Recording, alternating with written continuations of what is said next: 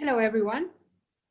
So I hope you enjoyed this little introduction. Can everyone hear me? Can I have at least some voices saying that it's okay and everyone hears me fine? Yes, everything perfect. Okay, great. So we're moving forward to our live part of this event.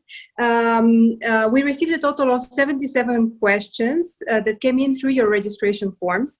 And of course, we won't have time in the next 10 to 15 minutes to go through all of them. However, many of them are similar. So I will start going one by one through the ones that I think that will be more relevant for more of you. We already paid a bit of attention to the questions that you were submitting now during the Facebook live event. However, again, a reminder, as I did in at the end of the previous presentation, please, if you need a response in writing that can have even a legal value, if your question was not answered either through the presentation or through the sessions tomorrow and the day after, or through my answers now, please submit it also in writing and we will get back to you as soon as possible, no later than 24th of July. So here we go. Can media NGO also apply for the competition? Can small-scale regional media apply? If yes, do they have to do it in cooperation with some other organizations? This is a question that came in various forms and sizes. Actually, I noticed that a lot of media-focused organizations are very interested in this call. Very good. So you are interested in Lot 3. You will see the eligibility requirements for Lot 3 under Section 2.1.1. A reminder to everyone, the guidelines are the Bible for this call. So, if you haven't had a look at them yet, please do so. Most of the questions that you may have are probably already there. So in this specific case, all the civil society organizations that meet the eligibility criteria can apply. However, you probably noticed that the size of grants, and I mentioned this in my presentation as well, is quite high. What you need to be aware of is that we will assess also financial sustainability of your project. Therefore, if you are a small NGO and you're interested in applying directly, then you may be interested in building some sort of partnership, either through co-applicants or maybe you are an affiliated entity to a larger entity. But basically, we would need to prove that you have the capacity for a rolling budget, for a cash flow that would sustain the project.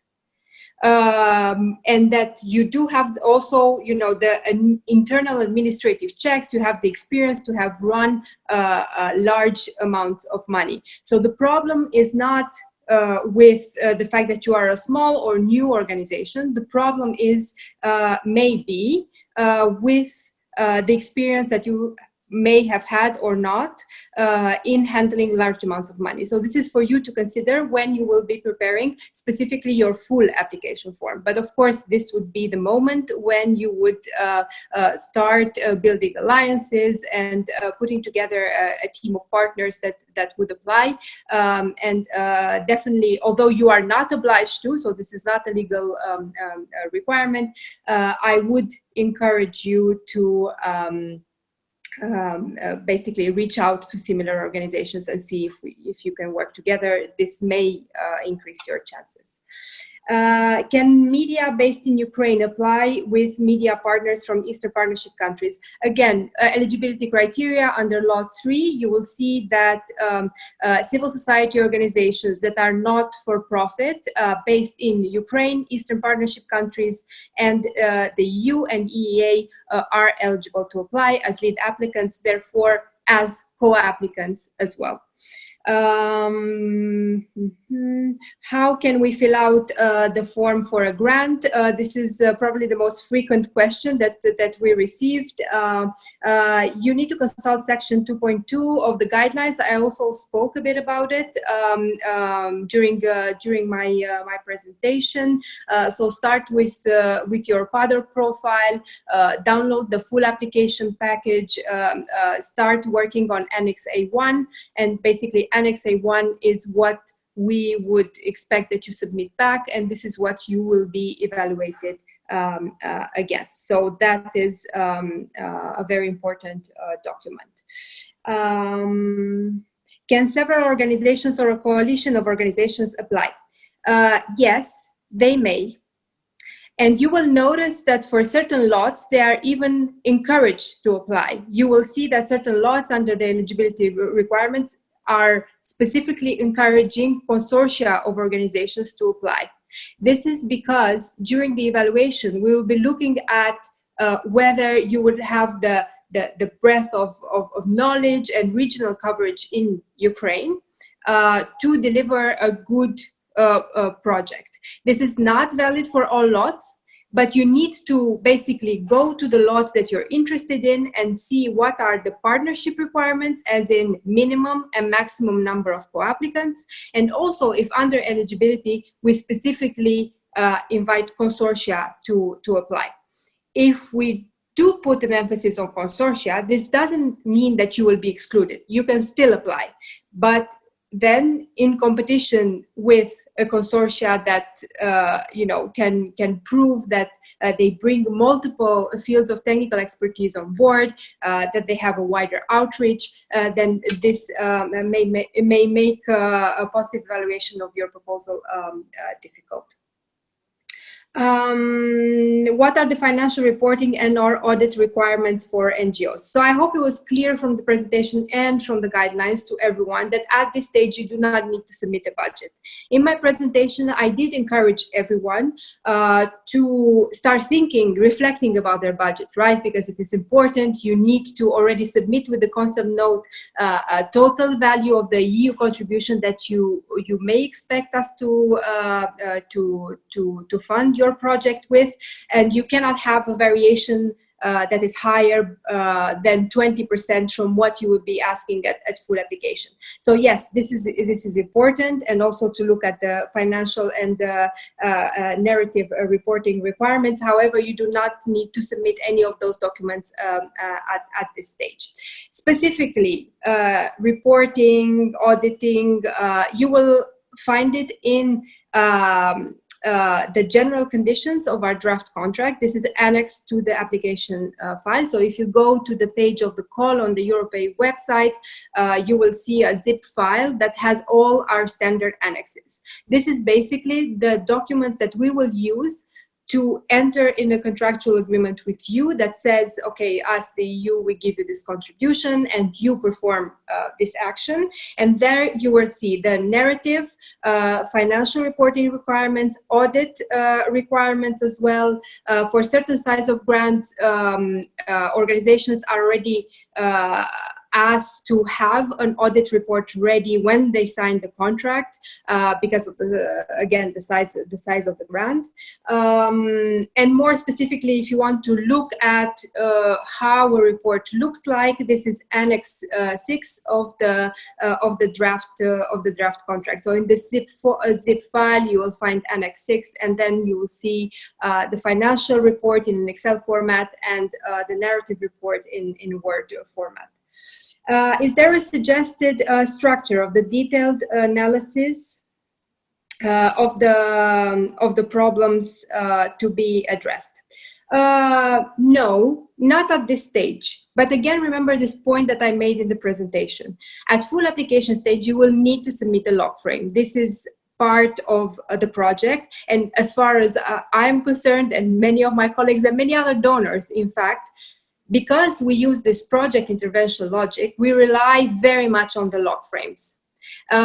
Even myself, when I was in the civil society, that is actually where I would start designing my project. Yeah, before putting anything in writing and starting describing the context, or trying to identify what would be interesting for a respective donor to support or not. I would start actually working on the log frame. That means in the log frame that you already need to have this view of how much input, this includes, EU funds, volunteers, your own resources, partners, yeah, how much input you put for how much output and what outcome result. This is what the log frame tells us. And in between, it's your project, how you're going to achieve this, yeah. We will have later this week a training on how to design your concept note, but I can already tell you, sure, I mean, we don't give you a framework at this stage on how the concept note should be presented. You have there certain headings that are mandatory and that we expect you to fill in for the concept note to be complete. But for a competitive concept note, we will need to see that you have already put some thought into, you know, designing your project and having this what we call a results-based chain, yeah, looking from, you know, what you would be investing in to how you're going to achieve certain outcomes that are linked to your problem identification, yeah. So that is actually quite important, and that's what you know, basically the concept note will be evaluated against. Should we provide a risk assessment in the concept note? The same. I mean, there is no subheading, but you may create, for example, at the problem identification or the project description, you can create, you know, a subheading on by yourself and put a risk assessment if you find that it is relevant. Note that you have a limit of pages, so you need to stay within a certain number of pages for the concept note, so you cannot you know, write a PhD thesis. But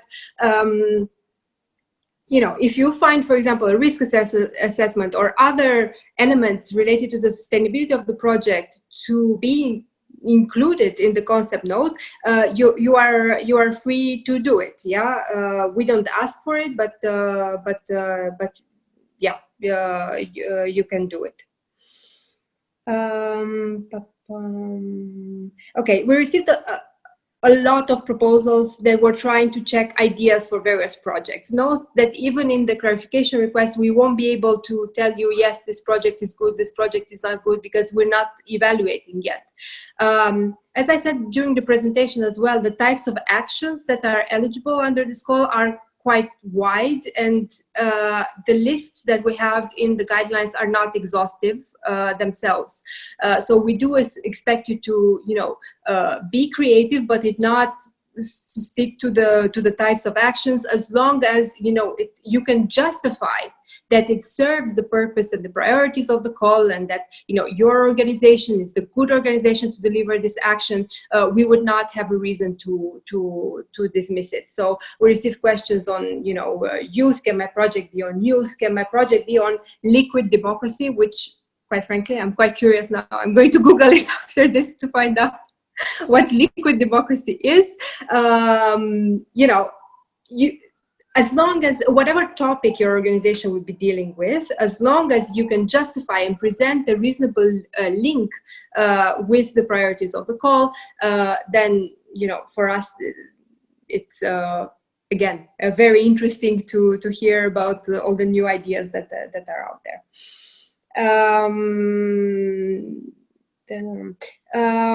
Can a charity participate in the competition? Again, this is can be generalized as a broader question. There were many. Can an NGO doing this participate in this competition? Can a research institution participate in this competition? So basically, the eligibility criteria are listed in section 2.1.1. So you need to again reflect yourself. I mean, is your organization not for profit? If yes, then you met one eligibility criteria. Is your organization a civil society organization? And for this, I would like to invite everyone to actually check this footnote 14 on page 11 that contains our exact definition for civil society organizations. It includes not-for-profit charities to answer specifically to this question, but it includes a broad range of other organizations as well.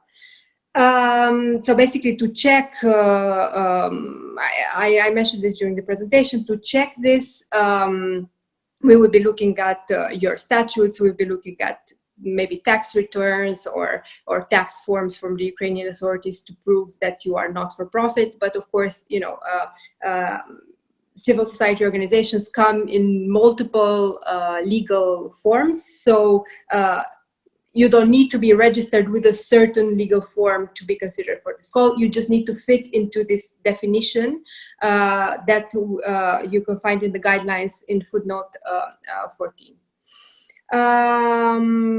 Is it possible to target a narrow audience or a certain region in Ukraine? Yes, absolutely. It is up to you how you design your intervention logic, how do you design your project, what you can deliver, who your partners are, as long as it is a meaningful project and meets the rest of the criteria. Can the project involve educating the target audience on public finance control mechanisms in their communities? So if you have this type of questions, again, you need to refer to the types of actions that are eligible under each lot. In this specific case, it will be, if you go to page 21 under lot 4, you will see there the types of actions that are eligible. But again, on this, I mean, I encourage everyone, this is a really, it's indicative. If there are other things that, you think you can do or you want to experiment with or, have pioneered, do not feel any constraints.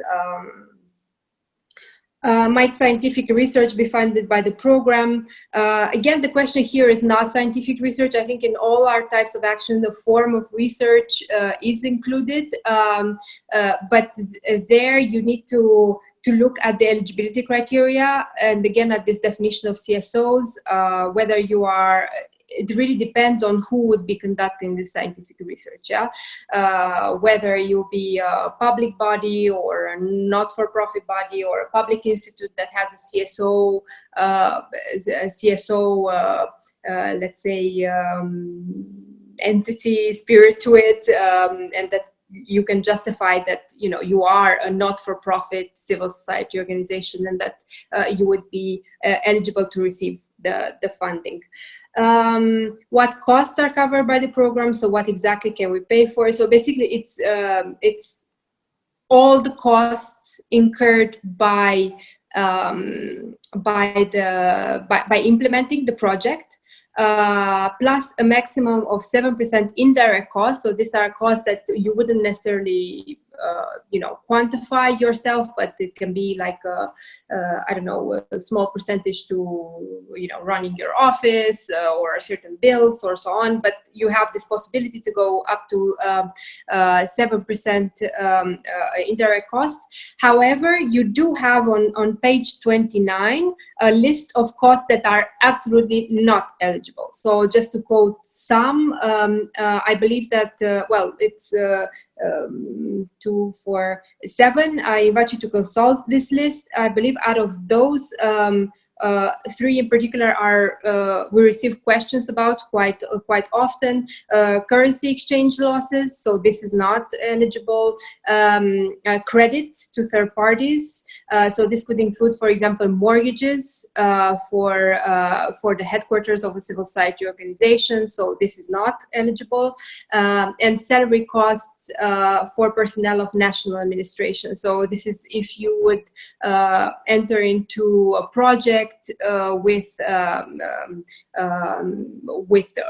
ministry or an implementing or technical agency, you would not be able to help the staff of that organization or to remunerate the staff of that organization with funds from this project. What is the EU framework for engaging with civil society? As I mentioned in the beginning of the presentation, I think the easiest for all of you would be to look at the EU roadmap for civil society in Ukraine. It's quite comprehensive and it basically reflects everything that I was mentioning in the beginning of my presentation. How best to understand the priorities of this particular call of proposals? This is the question I like very much. So first of all, thank you for attending again this information session. The guidelines are very, very important. You really need to read thoroughly. If you don't understand something, ask. And of course, for the next days, and then again in July, attend our information sessions. So as of tomorrow and the next day, we will be going lot by lot, a little bit more into depth as to what we see the main issues to be, and how does the EU frame these policy issues. Those are intended mainly to ensure that we do have a common language, so that you guys understand very well what we refer to by, you know, types of actions, organizations that we engage on, and so on. But also, when you read the first pages of the guidelines, you understand a little bit our policy framework and how our funding was made available. So I don't know, for example, for Lot 1, sustainable development, my colleague in the delegation will speak to you tomorrow about the EU Green Deal and how do we see, you know, this transition to green economy, and to which we see the role of civil society to be really crucial. So this is how you can find out more about what we meant by what we put in the guidelines. On the number of applications that you can submit, I see that you already noticed. Is it possible to submit more applications? Yes, it is possible to submit more applications. However, you will be awarded only one application. So, you know, our sincere recommendation is to concentrate your efforts. Otherwise, you will leave us also in the position to do a little bit of cherry picking as to, you know, what would be the best project in which lot. And also, you know, we do want to support as many organizations as possible. However, we did not want to compromise on quality. So I see someone put up their hand. However, I am not taking questions live at this moment. So I will continue going through the questions for 3-4 minutes or so. Are salary costs eligible? Yes, of the staff that is allocated to implement that action. So very important. Is there opportunity to buy equipment? And again, this was also a very versatile question. It came in many, so it's equipment for media, equipment for festivals, equipment for, as long as it is linked to the implementation of your action. So this is really the rule. You know, if you plan to include certain types of costs, they need to be clearly linked to, you know, you achieving the objectives of the action. Do other NGOs, CSOs, need to register in PADOR to submit the projects?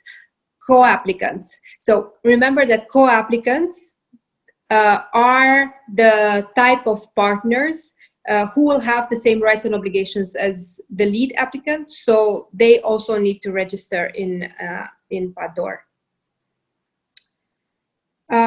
Is it possible to create coalitions? Yes, it is possible to create it. However, you know, there are distinctions between coalitions, networks,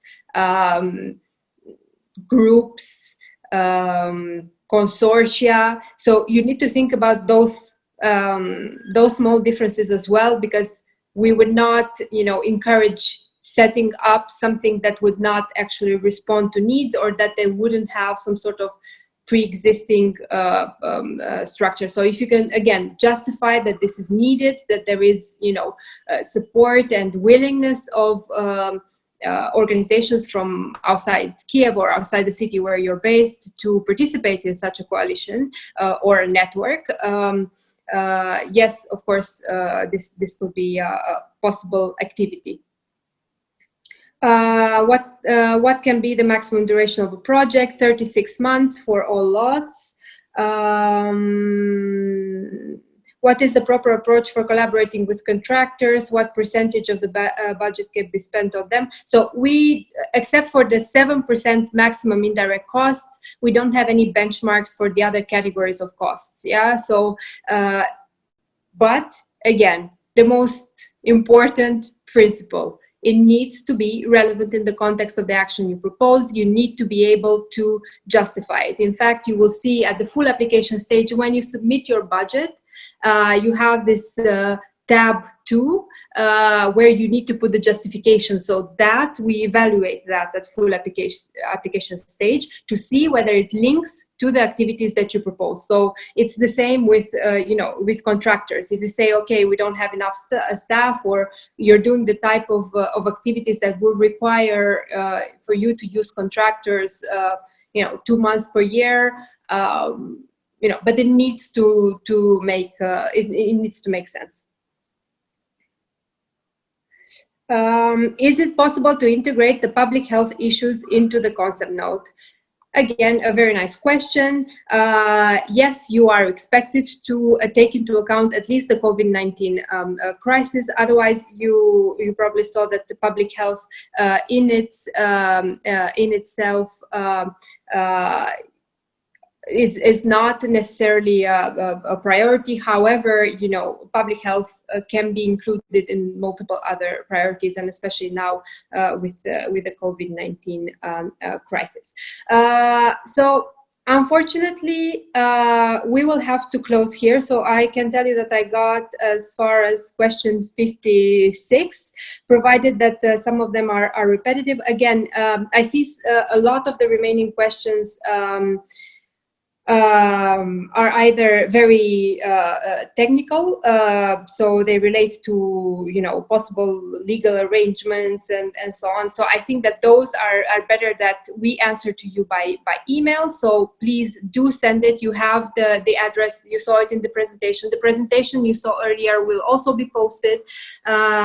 Attend the information sessions. If you haven't had the chance to register for tomorrow or the day after, EIDHR has kindly arranged a Facebook Live feed as well. It's just that you won't be able to submit more questions. And on that note, to stick to the proposed timeline, I would like to thank you all very much. We were very, very excited to finally put this out, and we sincerely hope that this came at a moment where you guys need support. And before closing, I would just like to thank Nastia Yazenka and the EIDHR team for helping out set this up. And I hope that you guys received very good information. Otherwise, we're here to answer your questions as well. So really do not hesitate. Thanks a lot to everyone, and hope to see you in the next days. Bye.